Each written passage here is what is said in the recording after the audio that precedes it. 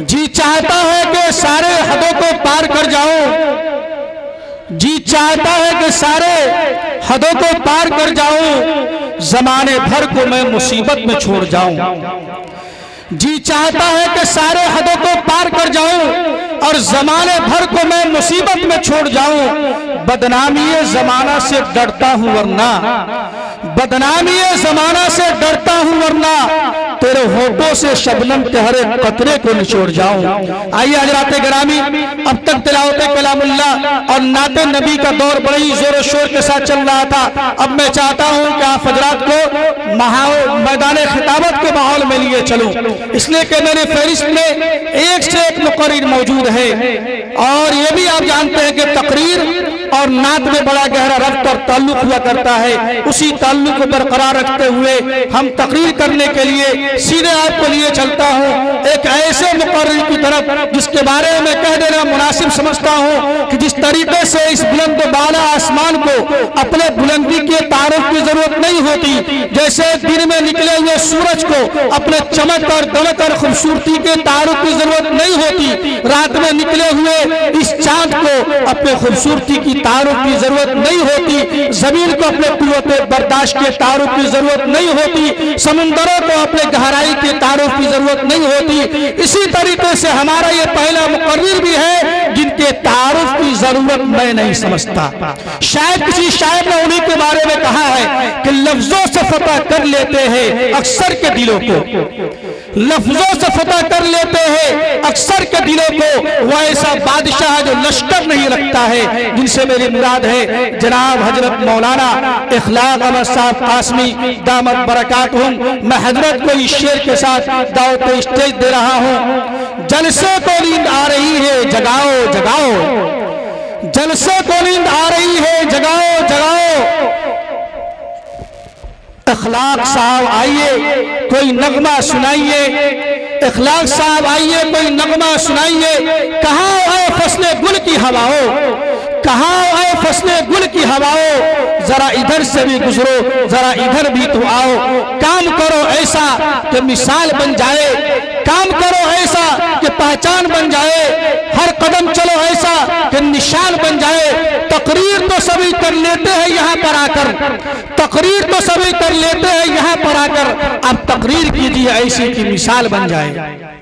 अल्लाहुम्मा सल्ली अला सय्यिदिना मुहम्मद व अला आलि सय्यिदिना मुहम्मद अफ़ज़ल सलावाति व बिअदद मालूमातिक व बारिक व सल्लिम अलैहि। नहमदुहु व नस्तईनुहु व नस्तगफिरुहु व नु'मिनु बिही व नतवक्कलु अलैहि व नऊज़ु बिल्लाहि मिन शुरूरि अनफुसिना व मिन सय्यिआति अअमालिना। अऊज़ु बिल्लाहि मिन शुरूरि अनफुसिना व मिन सय्यिआति अअमालिना। मन यहदिहिल्लाहु फला मुज़िल्ल लहु व मन युज़लिल्हु फला हादिय लहु। ونشهد أن لا إله إلا الله وحده لا شريك له ونشهد أن سيدنا ومولانا محمدا عبده ورسوله أرسله بالحق بشيرا ونذيرا وداعيا إلى الله بإذنه وسراجا منيرا. وصلى الله تعالى وعلى آله وصحبه وبارك وسلم تسليما كثيرا كثيرا. أعوذ بالله من الشيطان الرجيم. بسم الله الرحمن الرحيم. تبارك الذي بيده الملك وهو على كل شيء قدير. الذي خلق الموت والحياة ليبلوكم أيكم أحسن عملا. صدق الله العظيم. دوستو اور بزرگوں، سب سے پہلے استحضار کر لیا جائے کہ اللہ کی ذات بہت بڑی ہے. اللہ کے متعلق، اللہ کی ذات کے متعلق جو کچھ آپ نے پڑھا ہے، جو کچھ آپ نے سنا ہے، جو کچھ آپ نے سمجھا ہے، اللہ کی ذات اس سے بھی وراء الورا ہے. سب سے پہلے اگر اللہ کا استحضار آپ کے دماغ میں، دل و دماغ پہ اس مجلس میں نہیں ہو رہا ہے تو یہ غفلت والی مجلس ہوگی اور سب کے قلب کو غفلت میں ڈال دے گی۔ اس لیے سب سے پہلے آپ اللہ کا استحضار کریں، اور یہ مجلس اللہ کی بڑائی، اللہ کے رسول کی بڑائی کے لیے رچی گئی ہے۔ یہاں ہمارے آنے کا مقصد یہ ہے کہ ہمارے دل میں اللہ کے رسول کی محبت، اس کی بڑائی ہمارے دل میں آ جائے۔ سب سے پہلے ضروری ہے کہ ہمارے دل میں اللہ کے رسول کی بڑائی آئی ہے نہیں، اپنے دل کو ٹٹول کر دیکھیں۔ اگر ہمارے دل میں اپنی بڑائی ہے تو وہاں پر اللہ کی بڑائی نہیں آئے گی۔ اللہ کی بڑائی ہمارے دل میں آ گئی ہے، اس کی علامت یہ ہے کہ آپ کی اپنی بڑائی اپنے دل سے نکل گئی ہے۔ آپ کی بڑائی جب تک آپ کے دل سے نہیں نکلے گی، اللہ کی بڑائی آپ کے دل میں نہیں آئے گی۔ اور جب اللہ کی بڑائی آپ کے دل میں آ جائے گی تو اپنی بڑائی خود ہی نکل جائے گی، اور اس کی پہچان یہ ہے کہ اب آپ کی نظر میں کوئی حقیر، چھوٹا نظر نہیں آئے گا۔ جس کو آپ دیکھیں گے سب آپ سے اچھا نظر آئے گا۔ تو سب سے پہلے اللہ کی بڑائی کو دل میں لائیں اور اللہ کا استحضار کریں کہ ہم سب اللہ کے رسول کی بات کو سننے کے لیے آئے ہیں۔ دوستو اور بزرگوں، کسی کام کے لیے ہمارے کسی عمل کے عبادت ہونے کے لیے ضروری ہے کہ ہم میں دو چیزیں ہو۔ ایک سب سے پہلے تو یہ ہے کہ ہمارے کے اندر اخلاص ہو۔ ہمارے کسی بھی عمل کے لیے عبادت ہونے کے لیے، کسی بھی عمل کی عبادت ہونے کے لیے ضروری ہے کہ ہمارے اندر دو چیز ہو۔ ایک تو یہ ہے کہ اخلاص ہو، ہم کام جو کر رہے ہوں یہ اس لیے کر رہے ہوں کہ اللہ ہم سے خوش ہو جائے۔ چھوٹا کام اگر ہم اس میں نیت رکھیں کہ اللہ ہم سے خوش ہو جائے، ہم یہ کام اس لیے کر رہے ہیں کہ اللہ ہم سے خوش ہو جائے، تو وہ کام بہت بڑا ہے۔ بڑا سے بڑا کام اگر اس کے اندر یہ نہ ہو، یہ نیت نہ ہو کہ اللہ ہم سے خوش ہو، تو بڑا سے بڑا کام بھی بیکار ہے۔ تو کسی بھی عمل کے لیے کسی بھی عمل کی عبادت کے لیے ضروری ہے کہ اخلاص اس کے اندر ہو، کہ یہ کام اللہ کو خوش کرنے کے لیے، اللہ کو راضی کرنے کے لیے، کہ اللہ ہم سے راضی ہو جائے، اللہ ہم سے خوش ہو جائے، اس کے اندر یہ ضروری ہے۔ دوسرا یہ ہے کہ وہ طریقہ نبی اکرم صلی اللہ علیہ وسلم یا وہ کام اللہ کے رسول صلی اللہ علیہ وسلم کے حکم کے مطابق ہو۔ اگر چھوٹا سا کام جس کو آپ ہنسی اور مذاق سمجھتے ہیں، وہ بھی اس میں بھی اگر نیت ہو کہ اللہ ہم سے خوش ہو جائے، اللہ ہم سے راضی ہو جائے، اور اس میں طریقہ آپ نے اللہ کے رسول کے حکم کے مطابق آپ نے طریقہ اختیار کیا ہے، تو وہ کام جو ہے بڑا ہوگا، اور اس سے آپ کی نجات ملے گی اور اس پر آپ کو ثواب ملے گا۔ بڑا سے بڑا کام، یہاں تک کہ سب سے افضل عبادت نماز ہے، نماز کے اندر بھی جو سب سے افضل عبادت ہے، نماز کے اندر بھی یہ دو چیزیں نہ ہو، نماز کے اندر اخلاص نہیں ہو، اور نماز بھی آپ اللہ کے رسول کے حکم کے مطابق نہیں پڑھ رہے ہوں، تو یہ نماز بھی آپ کی عبادت نہیں ہوگی۔ مثال کے طور پر نماز کوئی پڑھ رہا ہے اور اللہ کو خوش کرنا مقصد نہیں ہے بلکہ کوئی اور مقصد ہے، تو ظاہر بات ہے کہ یہاں سے شرک کی بنیاد پڑے گی، اور طریقہ آپ اللہ کے رسول کے خلاف آپ نے اختیار کیا ہے نماز پڑھنے کا طریقہ، تو ظاہر بات ہے کہ یہاں سے بدعت کی بنیاد پڑے گی۔ یہ دونوں چیزیں گمراہی میں ڈالنے والی چیز ہے، اور یہ دونوں جہنم میں لے جانے والا راستہ ہے۔ تو اس لیے ہمارے عمل میں دو چیزوں کا ہونا ضروری ہے۔ ایک تو ہمارے عمل میں اخلاص ہو، اور دوسرا ہمارا طریقہ اللہ کے رسول کے حکم کے مطابق ہو۔ نماز بھی پڑھ رہے ہیں، اس میں بھی یہ دو چیزیں ضروری ہے۔ نماز آپ اللہ کے رسول کے حکم کے خلاف پڑھیں تو نماز بھی عبادت نہیں ہوگی۔ مثال کے طور پر اللہ کے رسول صلی اللہ علیہ وسلم نے 3 وقت نماز پڑھنے سے منع فرمایا ہے۔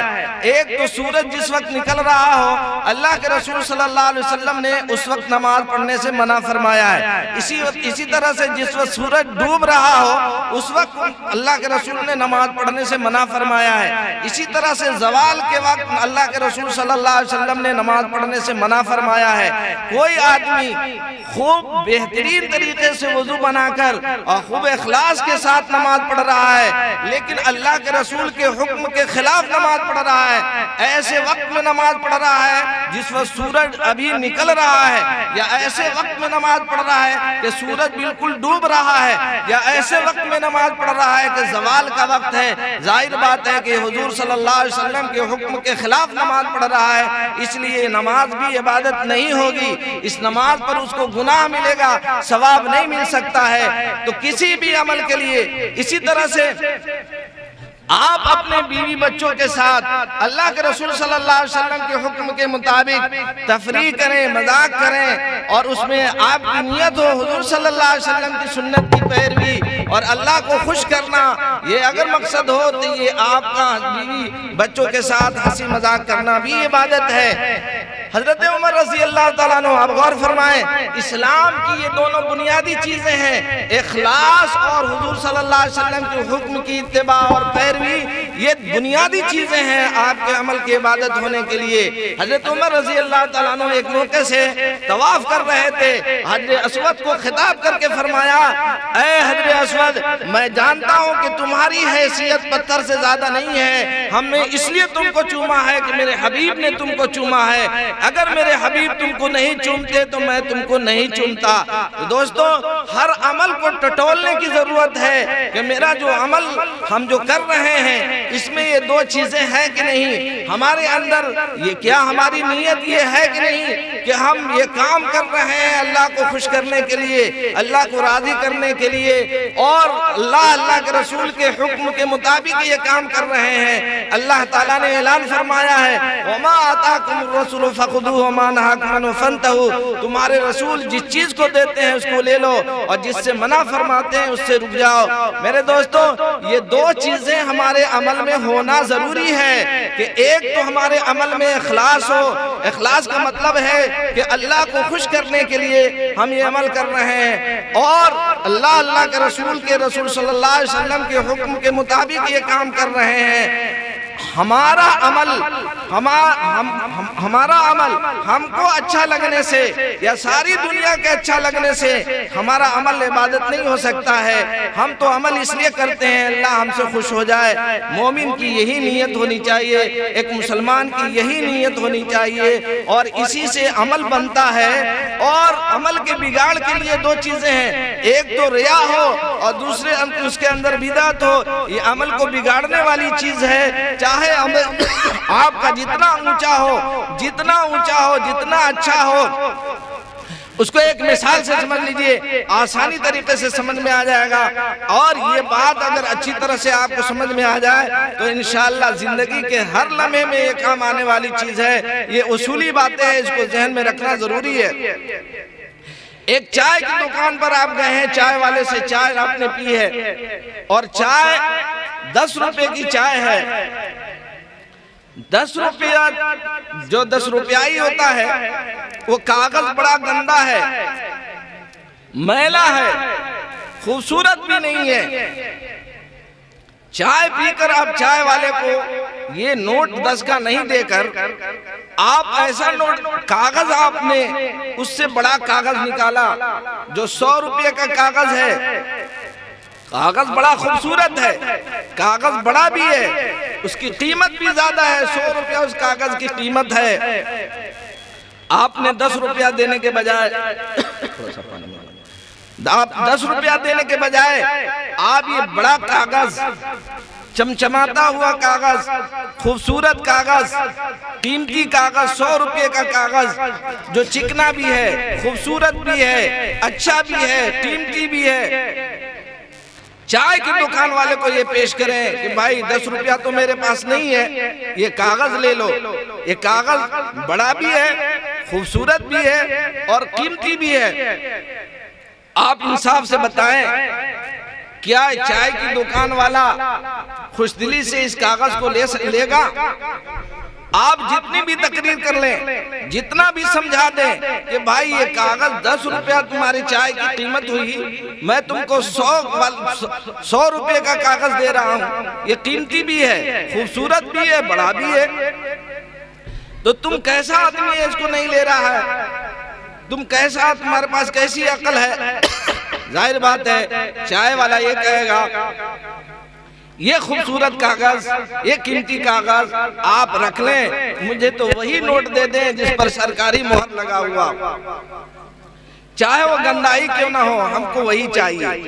میرے دوستوں بزرگوں، اسی طرح سے آپ اپنے عمل کو چاہے جتنا خوبصورت بنائیں اور جتنا اونچا ہے، نماز بہت آپ پڑھ لیں اور بہت خوبصورت آپ عمل کر لیں،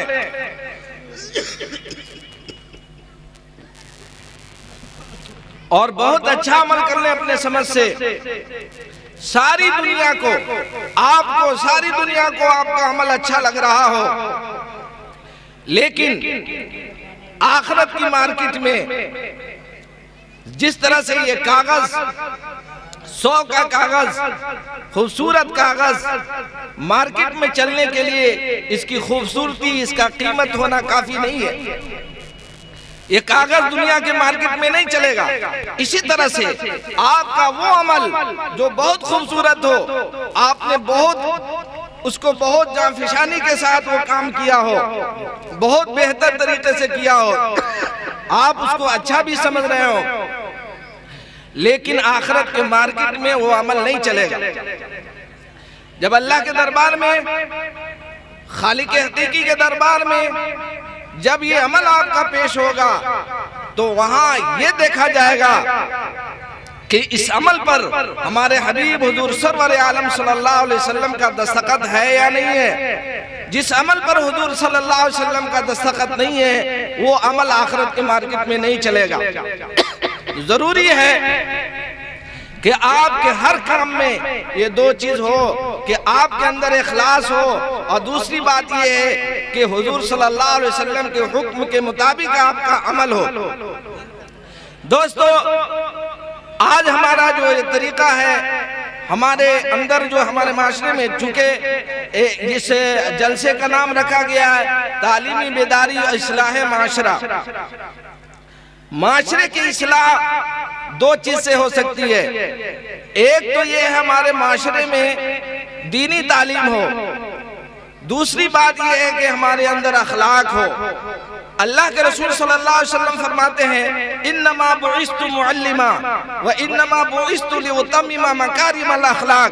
اللہ کے رسول صلی اللہ علیہ وسلم نے فرمایا دنیا میں ہم دو کام کے لیے آئے ہیں، ایک تو علم پھیلانے کے لیے آئے ہیں، جہالت کی تاریکیوں کو، اندھیروں کو دور کرنے کے لیے آئے ہیں، اور دوسرا ہم بد اخلاقیوں کے روگ کو دور کر کے لوگوں کو با اخلاق بنانے کے لیے آئے ہیں۔ حالانکہ حضور صلی اللہ علیہ وسلم کے زمانے سے پہلے جو زمانہ ہے اس کو زمانے جاہلیت کہا جاتا ہے۔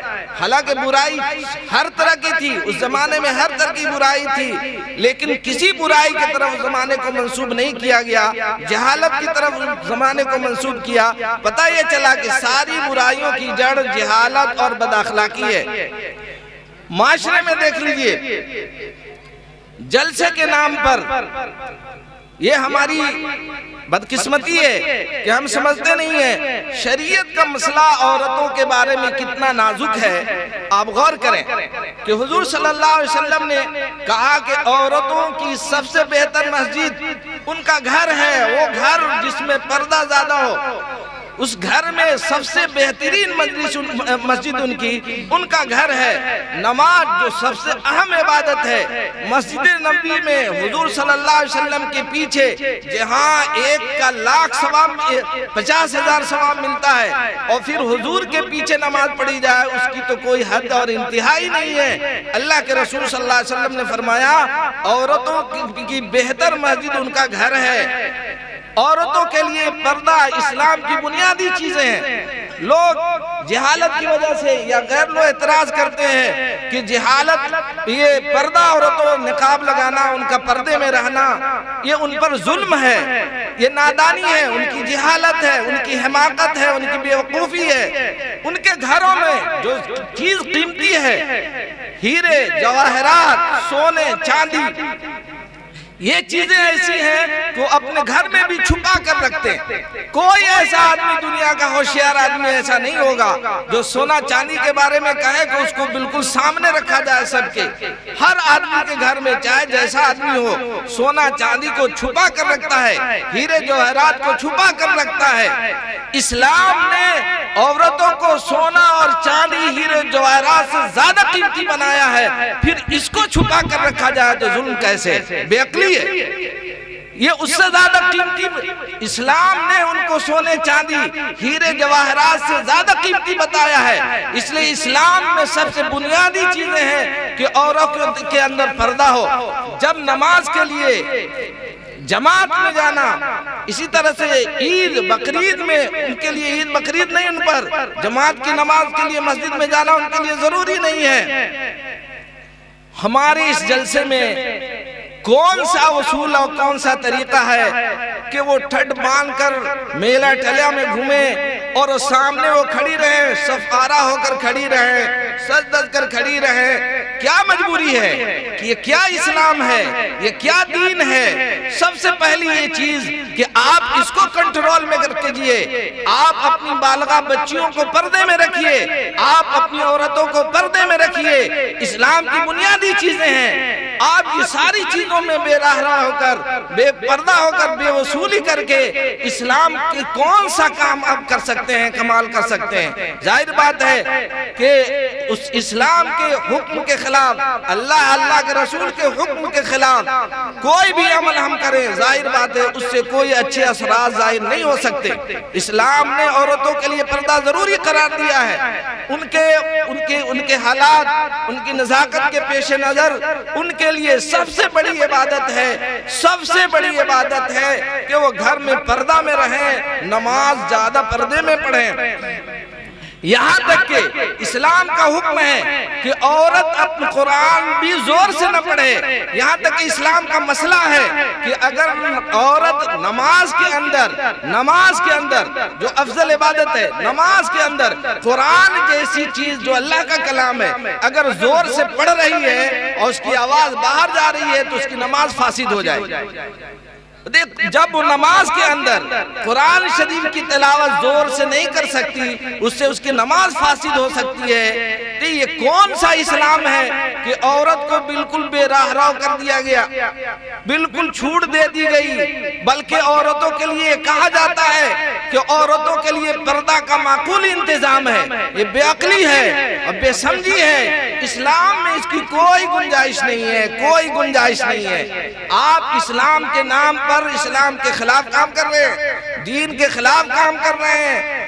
آپ کا تھوڑا سا عمل جو اللہ کے رسول کے حکم کے مطابق ہو، یہ آپ کے لیے نجات کا ذریعہ بن سکتا ہے، لیکن بڑا سے بڑا عمل جو آپ رسول اللہ صلی اللہ علیہ وسلم کے حکم کے خلاف کر رہے ہیں، شریعت کے قانون کے خلاف کر رہے ہیں، ہرگز یہ دین نہیں ہے، ہرگز یہ اسلام نہیں ہے۔ اس سے ثواب کی کوئی امید نہ رکھیے۔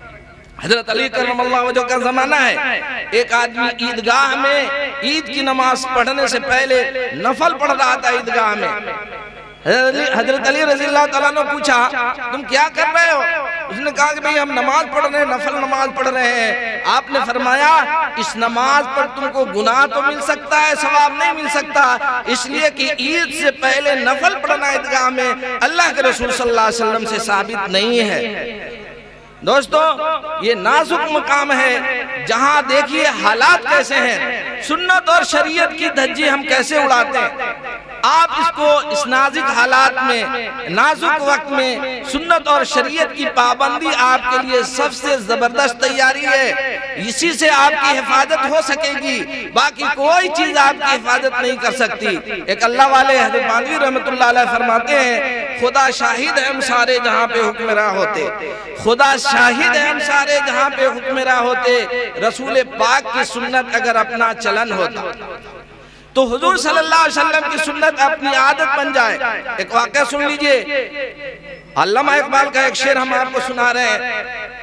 برا گئی بات کہ سنت پر آپ عمل کر رہے ہیں، پوری زندگی آپ اپنے مطابق سوتے ہیں، اپنی چاہت کے مطابق سوتے ہیں، پوری زندگی آپ اپنے چاہت کے مطابق کھانا کھا رہے ہیں، لیکن اس عمل میں اگر یہ نیت کر لیں کہ اللہ کے رسول صلی اللہ علیہ وسلم کیسے کھانا کھاتے تھے، اللہ کے رسول صلی اللہ علیہ وسلم کیسے سوتے تھے، اللہ کے رسول صلی اللہ علیہ وسلم سوتے وقت اگر یہ خیال کر لیں تو آپ کا سونا عبادت، آپ کا گھر میں جانا عبادت، آپ کا کھانا کھانا عبادت۔ اگر اس وقت حضور صلی اللہ علیہ وسلم کی بات کو یاد کر لیں کہ اللہ کے رسول کیسے کھانا کھاتے تھے، اللہ کے رسول کیسے کھانا کھاتے تھے، دو تین باتیں یہاں سے تہیہ کر کے جائیں۔ ایک تو بسم اللہ پڑھ کر کھانا، سب سے پہلے ہاتھ گٹے تک دھونا ہے، دونوں ہاتھ دھونا ہے، ایسے نہیں کرنا ہے، دونوں ہاتھ گٹے تک دھونا ہے، اور دسترخوان بچھانا ہے، دسترخوان بچھا کر کھائیے، اور بسم اللہ والا برکت اللہ پڑھ لیجئے۔ بھول گئے اگر آخر میں یاد ہے، بیچ میں یاد ہے تو بسم اللہ اولہ آخرہ پڑھ لیں۔ کھانے کھانے کے بعد اللہ کا شکر ادا کر لیں، پھر ہاتھ دھو لیں۔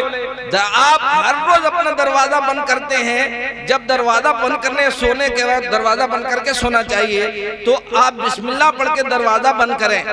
اللہ کے رسول صلی اللہ علیہ وسلم نے فرمایا شیطان کی ٹولی گھومتی رہتی ہے، جہاں دیکھتی ہے کسی گھر میں کہ بسم اللہ پڑھ کے دروازہ بند نہیں ہوا ہے تو شیطان کا سردار کہتا ہے دوستو ٹھہرو، یہاں ہمارے سونے کا انتظام ہے اس گھر میں۔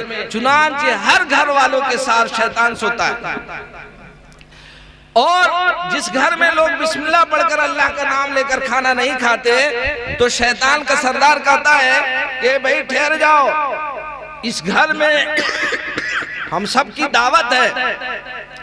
چنانچہ ہر گھر والوں کے ساتھ شیطان کھاتا ہے۔ اسی طرح سے جب آدمی سونے جاتا ہے تو آدمی کی گدی پر شیطان 3 منتر پڑھتا ہے اور 3 گرہ لگاتا ہے۔ وہ عجیب ہے، اس کا ترجمہ ہم آپ کو بتا رہے ہیں۔ وہ گدی پر 3 مرتبہ گرہ لگاتا ہے، کہتا ہے سو جا رات ابھی باقی ہے، یہ کہا کر گرہ لگا دیتا ہے۔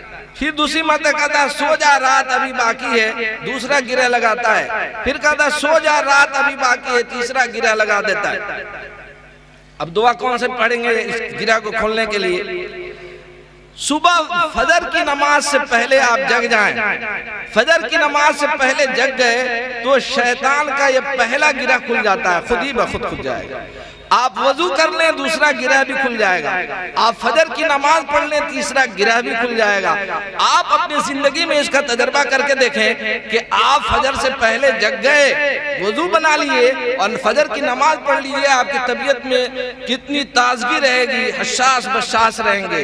اور اگر آپ نے ایسا نہیں کیا تو شیطان کا یہ تینوں گرہ محفوظ رہتا ہے۔ اس کا نتیجہ یہ ہوتا ہے کہ طبیعت گری ہوئی ہوگی اور پھر بگڑ جائے گی بات، دین کی بات سننے میں دلچسپی نہیں ہوگی، اچھا نہیں لگے گا، اچھا نہیں لگے گا، دین کی باتوں سے بکتاہٹ ہو جائے گی، اکتاہٹ ہو جائے گی، طبیعت گری گری سی رہے گی۔ اگر اتنا کام آپ کر لیتے ہیں تو شیطان کا سارا منتر بیکار چلا جائے گا۔ دیکھیے اب شریعت پر چلنے میں کبھی کبھی ایسا ہوتا ہے کہ اپنوں سے بیگانوں سے تان و تشنیع بھی ملتا ہے۔ کبھی تانا کستے ہیں لوگ، تان و تشنیع کرتے ہیں، کبھی کچھ بھکتیاں کستے ہیں۔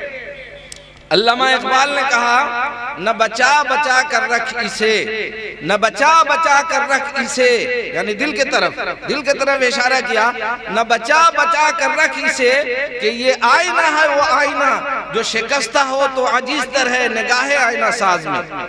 مطلب اس کا یہ ہے کہ علامہ اقبال کہتے ہیں کہ دین پر چلنے میں اپنوں سے غیروں سے جو تان و تشنیع ہو، جو تکلیفیں ہو، اس سے اپنے دل کو مت بچاؤ۔ کیوں؟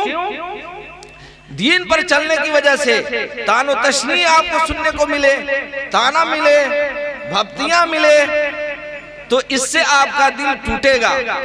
جب آپ کا دل ٹوٹے گا تو وہ اتنا قیمتی ہو جاتا ہے اللہ کی نگاہ میں، اللہ اس دل کو، اس ٹوٹے ہوئے دل کو اپنا عرش بنا لیتے ہیں۔ علامہ اقبال یہ کہتے ہیں کہ شیشہ دنیا کا شیشہ جب ٹوٹ جاتا ہے تو بیکار ہو جاتا ہے، لیکن دل جب ٹوٹتا ہے تو اللہ کے نزدیک زیادہ قیمتی ہو جاتا ہے۔ تو علامہ اقبال یہ کہتے ہیں نہ بچا بچا کر رکھ اسے کہ یہ آئینہ ہے وہ آئینہ جو شکستہ ہو تو عاجز تر ہے نگاہ آئینہ ساز میں۔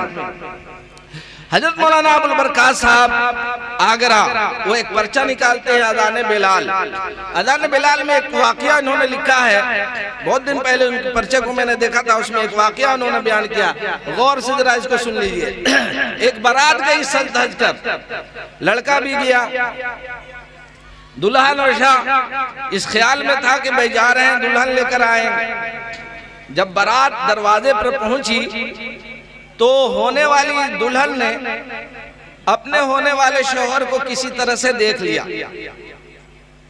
دیکھنے کے بعد وہ اپنے ابا کو بلاتی ہے، اپنے باپ کو بلاتی ہے اور کہتی ہے کہ ابا، اس لڑکے سے شادی کی ایک شرط میری ہے، نکاح جب ہوگا اگر وہ شرط نہیں پائی جائے، پوری نہیں ہو یہ شرط، تو پھر میرا نکاح نہیں ہو سکتا، ہم شادی نہیں کر سکتی۔ کہا کیا ہے؟ کہا کہ بچہ داڑھی رکھے ہوا ہے، جو ہونے والا میرا شوہر ہے یہ داڑھی رکھے ہوا ہے، اس سے کہیے کہ پہلے داڑھی مڈوا لے پھر میرا نکاح ہو۔ اب لڑکی کا باپ بہت پریشان، انہوں نے آ کر ہونے والے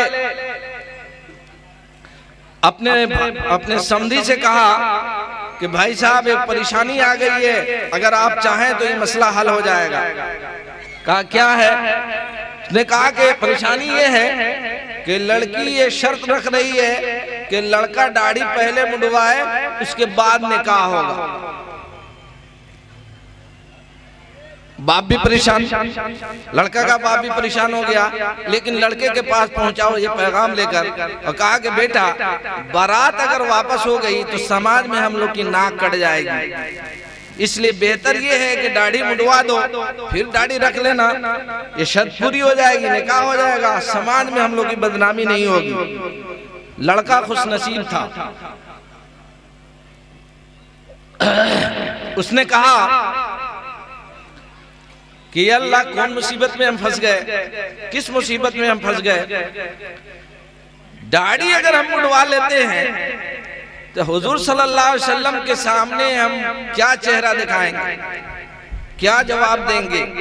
ایک لڑکی کے لیے، ایک عورت کے لیے ہم اپنی داڑھی حضور کی سنت مڈوا دیں، پھر قیامت میں ہم کیا منہ دکھائیں گے حضور صلی اللہ علیہ وسلم کو؟ اس نے سوچا، لڑکے نے سوچا ابھی میرے والد صاحب آئے ہیں، اب تھوڑی دیر کے بعد میرا بھائی آئے گا، ہمارے دوست آئیں گے اور سماج کے معزز لوگ آئیں گے۔ ہوتا یہ ہے کہ سماج میں اگر سنت اور شریعت پر کوئی عمل کرنے کے لیے تیار ہوا، اس نے عزم کیا، ارادہ کیا، ہمت کیا، تو سماج کے اچھے خاصے لوگ جا کر اس کو سمجھاتے ہیں بوا کر لینا، تمہاری زندگی باقی ہے۔ غلط کام پر اس کو آمادہ کرتے ہیں، اس کی ہمت افزائی نہیں کرتے۔ لڑکے نے سوچا سماج کے لوگ آئیں گے ہم کو داڑھی مڈوانے پر مجبور کر دیں گے، تو بہتر ہے کہ ہم یہاں سے غائب ہو جائیں۔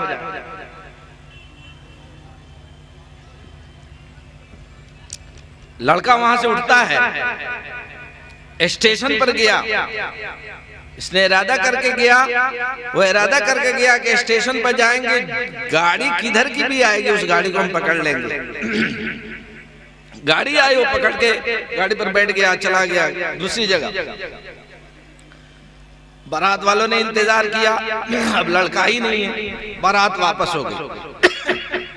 یہ لڑکا ٹرین میں آواز آئی،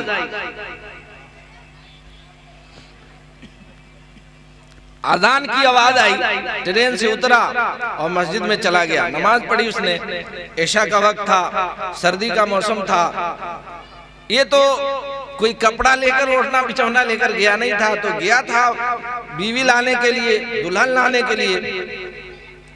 عشاء کی نماز پڑھ کر سب لوگ چلے گئے مسجد سے، وہ اسی مسجد میں رہ گیا اور فرش کو لپیٹ لپیٹ کر اسی مسجد میں سو گیا۔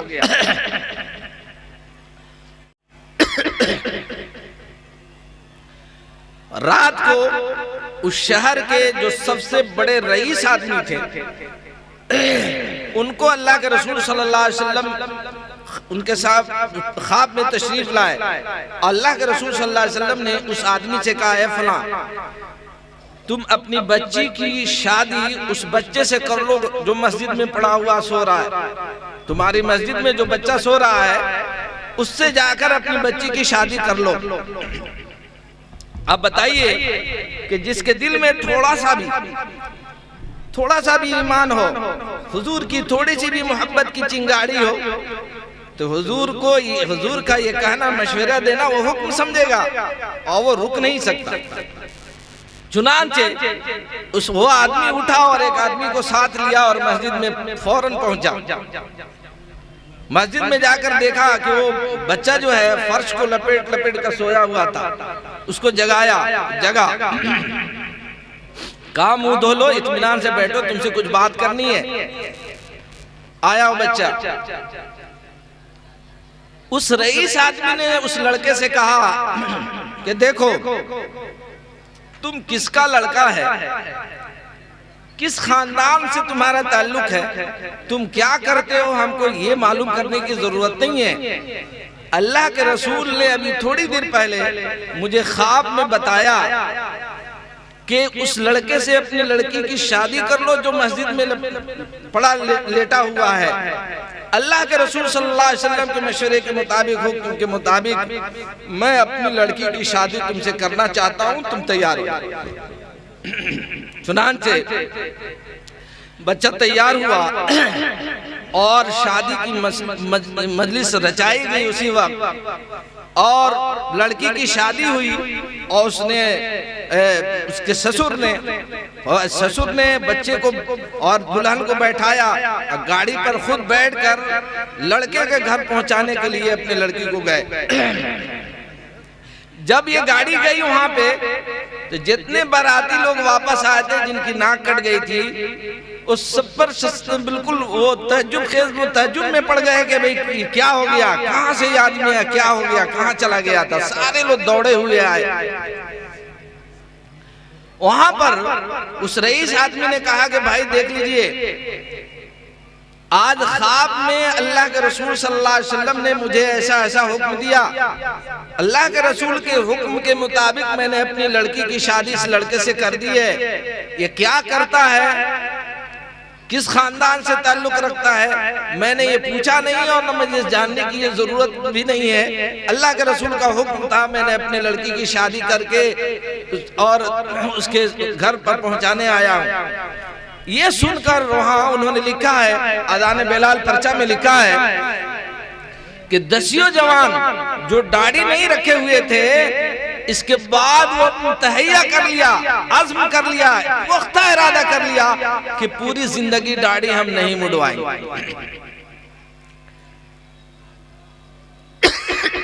آزمائش تو ہوئی, لیکن اللہ کا کتنا بڑا فضل ہوا اور کتنا خوش نصیب وہ لڑکا اور کتنی خوش نصیب وہ لڑکی جس کی شادی اللہ کے رسول صلی اللہ علیہ وسلم کریں. آپ اندازہ لگائیے. اس لیے میرے دوستوں اور بزرگوں, دین پر چلنے میں تکلیف تو ہوتی ہے, ہوگی, آزمائشیں بھی ہوگی, لیکن اللہ کا فضل ہوگا. قرآن شریف میں اللہ کے رسول قرآن شریف میں اللہ تعالیٰ فرماتے ہیں 3 پارہ میں, قُلْ إِن كُنْتُمْ تُحِبُّونَ اللَّهَ فَاتَّبِعُونِي يُحْبِبْكُمُ اللَّهُ. اتباع سنت پر, حضور صلی اللہ علیہ وسلم کی پیروی پر اللہ تعالیٰ 2 انعام دیں گے. ایک انعام تو یہ دیں گے کہ اللہ آپ سے محبت کریں گے. دوسرا انعام یہ ملے گا کہ اللہ آپ کے گناہوں کو معاف کر دیں گے. ایک بندے کے لیے اور کیا چاہیے کہ اس کا مالک اس سے خوش ہو جائے اور اللہ تعالیٰ ہمارے گناہوں کو معاف کر دیں. یہ کتنا بڑا انعام ہے. لیکن آج ہمارے ماحول میں ہم نے اس کو تو اپنے گھر سے بالکل نکال دیا ہے. اتباع سنت, اتباع شریعت ایک ہمارے نزدیک ایک مہمہ بن کے رہ گیا ہے. اللہ کے رسول صلی اللہ علیہ وسلم کی پیروی اتباع یہ بہت بڑا انعام ہے ہمارے لیے اگر ہم اس کی پیروی کریں. اس لیے علامہ اقبال نے کہا ہے نہ بچا بچا کر رکھ اسے کہ یہ آئینہ ہے وہ آئینہ جو شکستہ ہو تو عجیز تر ہے نگاہ آئینہ ساز میں. جب دل سنت اور شریعت پر چلنے کی وجہ سے لوگ آپ کو تان و تشنیع کریں بھپتی کسیں آپ کا دل ٹوٹتا ہے یا شریعت پر چلنے کی وجہ سے کوئی تکلیف پہنچتی ہے جس سے آپ کا دل ٹوٹ جاتا ہے تو اللہ کی نگاہ میں آپ کا دل زیادہ قیمتی ہو جاتا ہے یہاں تک کہ آپ کے دل کو اللہ تعالیٰ اپنا عرش بنا لیتا ہے. اور حالات جو ہمارے سامنے ہیں جو حالات آپ دیکھ رہے ہیں ان حالات میں ان مصیبتوں کو دور کرنے کے لیے ان پریشانیوں کو دور کرنے کے لیے اور اپنی بے عزتی کو دور کرنے کے لیے سب سے زبردست چیز جو ہمارے پاس ہے وہ ہے حضور صلی اللہ علیہ وسلم کی اتباع اور پیروی. آپ پہلے چھوٹی چھوٹی سنتوں پر عمل کریں شریعت کو ہر چیز میں جائز ناجائز دیکھیں حلال اور حرام کی تمیز رکھیں جائز اور ناجائز کو اب شادی ہو بیاہ ہو یا جنازہ ہو موت کے وقت پوری شریعت سے آزاد ہو جاتے ہیں. اسی طرح سے شادی بیاہ میں پوری شریعت سے آزاد ہو جاتے ہیں کیا محرم کیا غیر محرم کیا جائز کیا ناجائز بالکل اس کا خیال نہیں ہوتا. اسی طرح سے جہاں مجمع اکٹھا ہو گیا اس کا بالکل خیال نہیں رہتا.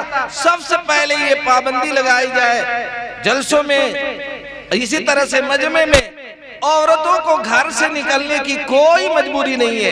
ایک گاؤں کا جلسہ ہے ایک مائک گاؤں میں لگا دیا جاتا اور عورتیں اپنے گھروں میں پردے میں رہ کر دین اسلام کی باتیں سن سکتی تھی. مجمع میں آ کر ان کا تماشا بننا اور مجمع میں آ کر میلہ ٹھیلا میں اضافہ کرنا یہ کتنی بڑی نادانی ہے اور کتنی بے سمجھی والی بات ہے.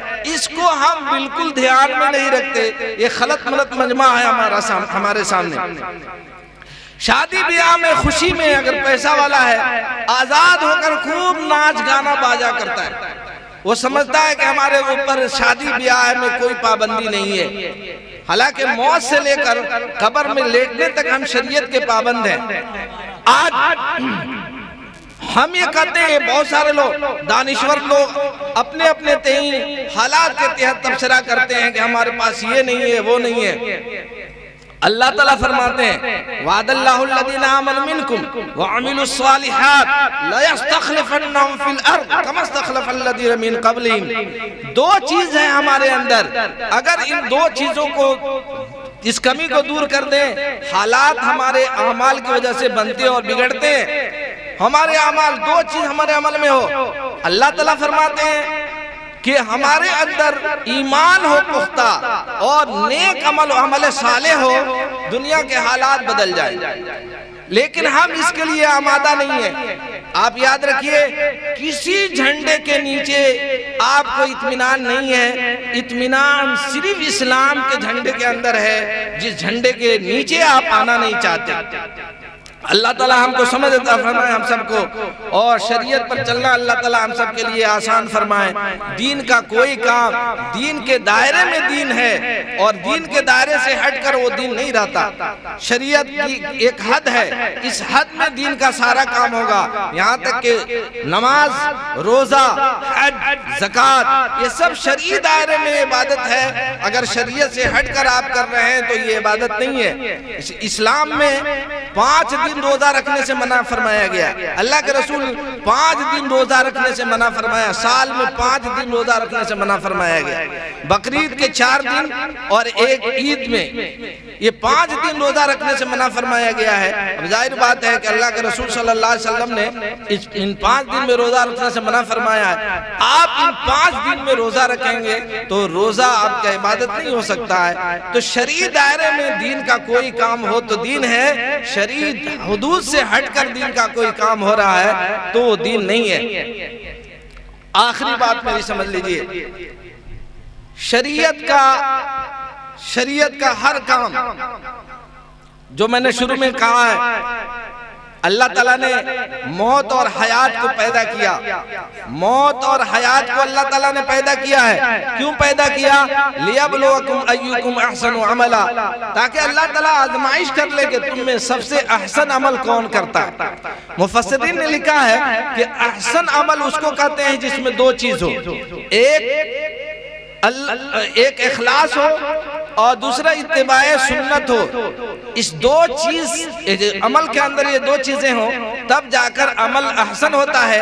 اور اللہ کو احسن عمل پسند ہے، صرف عمل اللہ کو پسند نہیں ہے. اللہ کو جو عمل مطلوب ہے، اللہ جس عمل کو چاہتے ہیں، جس عمل پر ہماری بخشش ہو سکتی ہے، جس عمل پر ہماری نجات ہو سکتی ہے، وہ احسن عمل ہے. اور احسن عمل اس کو کہتے ہیں جس کے اندر یہ دو چیزیں ہو، اخلاص ہو، حضور صلی اللہ علیہ وسلم کی سنت کی اتباع اور پیروی ہو.